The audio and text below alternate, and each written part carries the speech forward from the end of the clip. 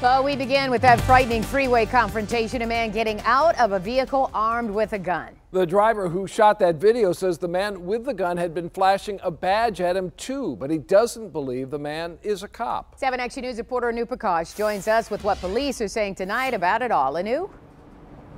Well, Carolyn and Dave, Michigan State Police have confirmed that they are looking into what happened. They are still trying to identify the man in that video. They do not know if he's a cop. Either way, though, they say it is concerning.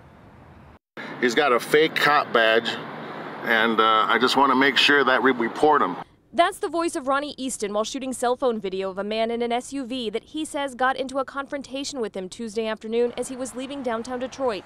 Easton says it all started before his cell phone camera was rolling. Easton was at a light, it turned green, and immediately he says the driver of the SUV behind him got impatient.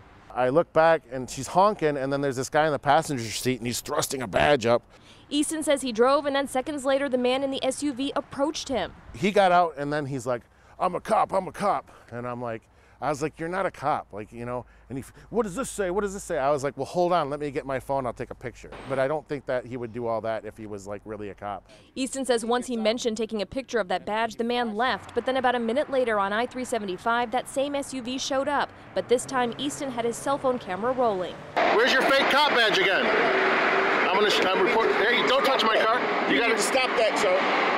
And he just flashed a gun on me. Easton says seeing the gun didn't scare him. He still wanted to know who he says was trying to intimidate him, but soon that man was gone. This is just out of pure coincidence. A Detroit police officer pulled behind their car and turned his flashers on, and so he got back in the car. Easton says there was no traffic stop and that SUV eventually drove off. He filed a complaint with Michigan State Police.